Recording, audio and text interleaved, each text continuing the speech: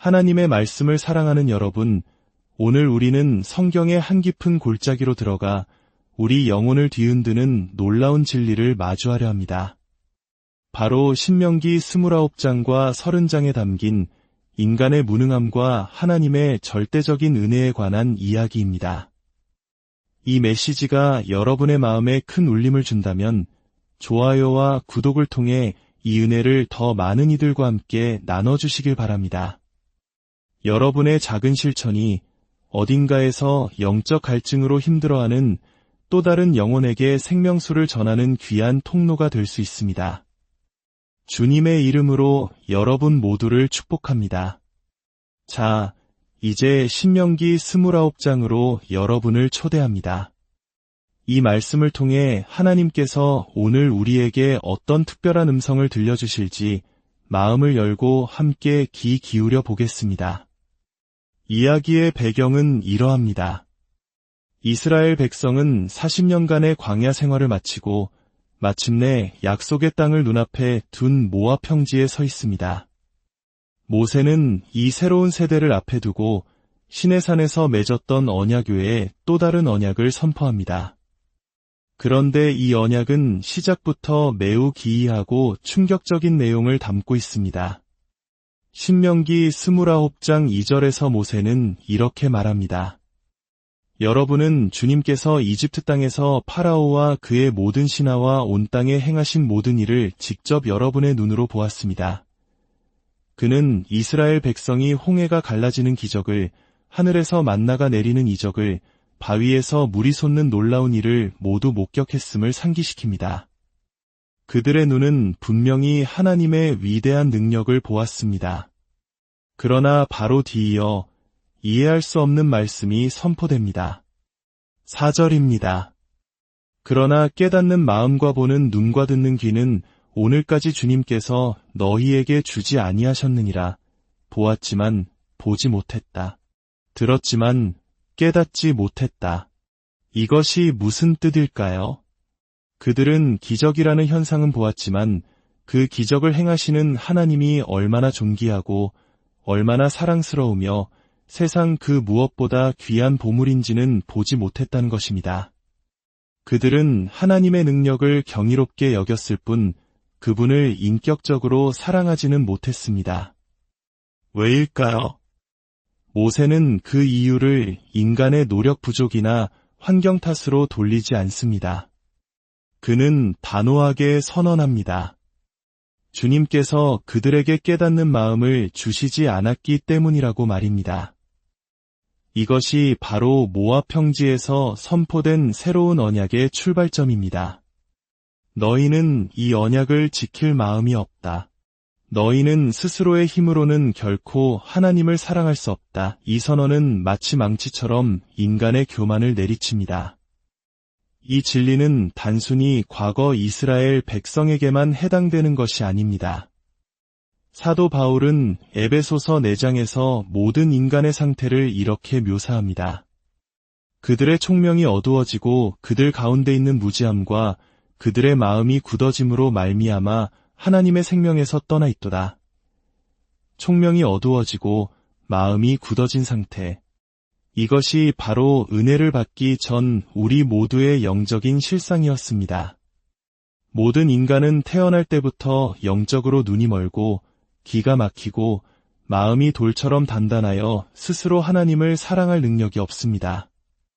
이것은 우리 삶의 모든 영역, 우리 자녀와 가정, 우리가 살아가는 사회를 이해하는 가장 근본적인 진리입니다.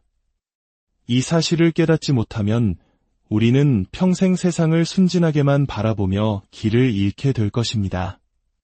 물론 믿지 않는 어머니도 자녀를 향한 따뜻한 애정을 가질 수 있습니다. 타락한 인간도 위대한 희생을 할 수 있습니다. 그러나 그 중심에 하나님을 향한 사랑이 없다면 그 모든 행위는 결국 자기 자신이나 다른 피조물을 하나님보다 더 사랑하는 우상 숭배가 될 뿐입니다. 로마서 8장 7절은 육신의 생각이 하나님과 원수가 되나니 이는 하나님의 법에 굴복하지 아니할 뿐 아니라 할 수도 없음이라고 말합니다. 이 얼마나 비참하고 두려운 상태입니까? 이것이 바로 신명기 29장 4절이 말하는 이스라엘의 상태였고, 예수 그리스도의 보혈과 성령님의 역사가 아니었다면 우리 모두가 처해 있을 영원한 상태입니다. 이 지점에서 이스라엘 백성들은 깊은 혼란에 빠졌을 것입니다. 하나님, 우리에게 지킬 수 없는 언약을 주시고 지키지 못하면 심판하시겠다고 하시는 이유가 무엇입니까? 우리에게는 희망이 없는 것입니까? 바로 그 절망의 순간 하나님께서는 가장 놀라운 희망의 메시지를 선포하십니다. 이야기는 신명기 30장으로 넘어갑니다. 하나님께서는 이스라엘 백성이 완악한 마음 때문에 결국 언약을 어기고 심판을 받아온 세상에 흩어지게 될 것이라고 예언하십니다. 그러나 그 심판이 끝이 아니었습니다. 30장 2절과 3절입니다. 너와 내 자손이 내 하나님 주께로 돌아와 내가 오늘 내게 명령한 것을 온전히 따라 마음을 다하고 뜻을 다하여 그의 말씀을 청종하면 내 하나님 주께서 마음을 돌이키시고 너를 긍휼히 여기사 하나님께서는 그들의 돌아옴, 즉 회개를 통해 모든 것을 회복시켜 주시겠다고 약속하십니다. 하지만 여기서 또다시 질문이 생깁니다. 마음이 돌처럼 굳어 하나님을 사랑할 수 없는 자들이 어떻게 마음과 뜻을 다해 하나님께 돌아갈 수 있단 말입니까? 불가능한 일을 조건으로 내거시는 것 아닐까요? 그 질문이 터져나오기도 전에 하나님께서는 성경 전체를 통틀어 가장 위대한 은혜의 약속 중 하나를 선포하십니다. 신명기 30장 6절입니다. 내 하나님 주께서 내 마음과 내 자손의 마음에 할례를 베푸사 너로 마음을 다하며 뜻을 다하여 내 하나님 주를 사랑하게 하사 너로 생명을 얻게 하실 것이며 마음의 할례를 베푸신다. 이것은 하나님께서 친히 주권적인 능력으로 우리의 돌같이 단단하고 하나님을 거부하는 죽은 마음의 껍질을 잘라내시고 그 자리에 새로운 마음, 부드러운 마음을 주시겠다는 약속입니다. 하나님께서 주시는 새로운 마음은 어떤 마음입니까? 바로 하나님을 사랑하는 마음입니다. 이전에는 불가능했던, 아니 상상조차 할 수 없었던 마음과 뜻과 힘을 다해 하나님을 사랑하는 것이 가능해지는 기적이 일어난다는 것입니다. 인간의 회개가 하나님의 은혜를 이끌어내는 것이 아니라 하나님의 선제적인 은혜, 즉 마음의 할례가 인간의 진정한 회개와 사랑을 가능하게 한다는 놀라운 진리입니다. 이는 마치 오랜 가뭄 끝에 단비를 기다리는 농부의 마음과도 같습니다. 스스로는 아무것도 할 수 없기에 오직 하늘의 은혜만을 간절히 바라는 심정 말입니다. 하나님은 우리의 노력을 요구하시는 것이 아니라 그분의 전적인 은혜로 우리를 구원하시겠다고 약속하고 계십니다. 그렇다면 하나님을 사랑한다는 것은 무엇일까요? 단순히 그분의 계명을 지키는 행위일까요? 성경은 그보다 더 깊은 차원을 이야기합니다. 예수님께서 너희가 나를 사랑하면 나의 계명을 지키리라고 말씀하셨을 때 순종은 사랑의 결과이지 사랑 그 자체는 아니었습니다. 하나님을 사랑한다는 것은 하나님을 내 인생의 가장 큰 보물로 여기는 것입니다. 그분을 이 세상 그 어떤 것보다, 심지어 내 생명보다 더 귀하게 여기는 것입니다. 시편 기자의 고백처럼 주의 인자하심이 생명보다 나음으로 라고 노래하는 것입니다. 우리의 배우자, 자녀, 건강, 성공보다 하나님 안에서 더 큰 만족과 기쁨을 누리는 것입니다. 바로 이것이 하나님께서 온 세상을 창조하시고 구원의 역사를 이끌어 오신 궁극적인 목적입니다. 신명기 30장 9절은 이렇게 말합니다. 주께서 다시 너를 기뻐하사 내게 복을 주시되 하나님께서는 언제 우리를 기뻐하실까요? 10절은 답합니다. 내가 내 하나님 주의 말씀을 청종하여 마음을 다하며 뜻을 다하여 주 내 하나님께 돌아오면 그리하실 것이라고 말입니다. 즉 하나님께서 우리에게 새 마음을 주셔서 우리가 그분을 마음 다해 사랑하고 기뻐할 때 하나님께서도 그런 우리를 보시며 기뻐하신다는 것입니다. 하나님의 기쁨과 우리의 기쁨이 만나는 지점. 이것이 바로 구원의 절정입니다. 하나님께서는 자신의 영광과 가치를 가장 잘 반영하는 우리의 찬양과 사랑을 받으시며 기뻐하시고 우리는 무한히 영광스러운 하나님 안에서 영원한 만족과 기쁨을 누리게 됩니다. 이 모든 불가능해 보이는 언약이 어떻게 가능해졌을까요? 모세는 신명기 30장 11절에서 14절을 통해 그 비밀을 암시합니다. 이 명령은 하늘에 있는 것도 아니고 바다 건너에 있는 것도 아니라 오직 그 말씀이 내게 매우 가까워서 내 입에 있으며 내 마음에 있은즉 내가 이를 행할 수 있느니라고 말입니다. 사도 바울은 로마서 10장에서 이 구절을 인용하며 그 가까이 있는 말씀이 바로 그리스도라고 해석합니다.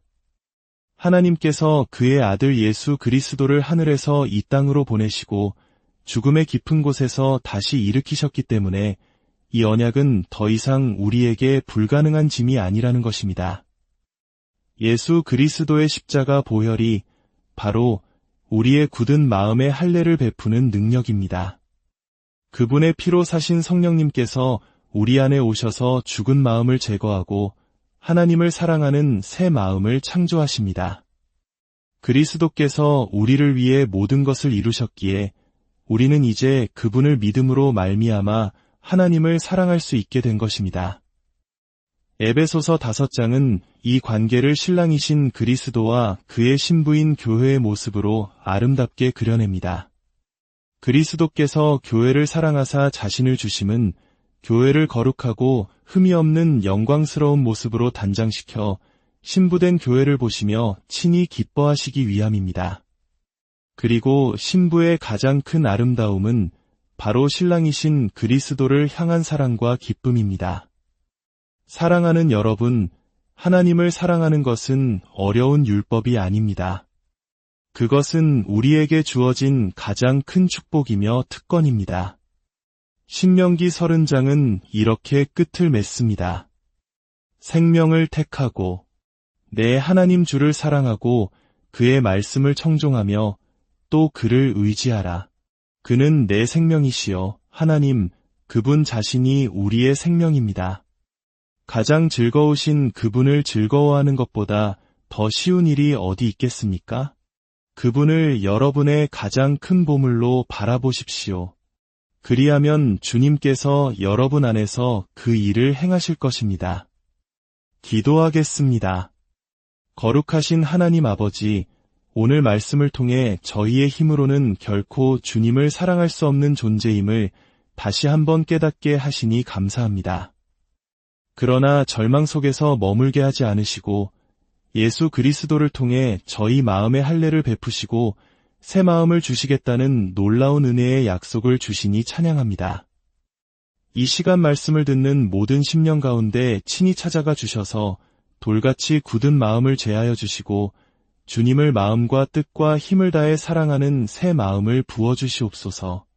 우리 삶의 유일한 생명이시여 가장 큰 기쁨이 되시는 우리 주 예수 그리스도의 이름으로 기도합니다.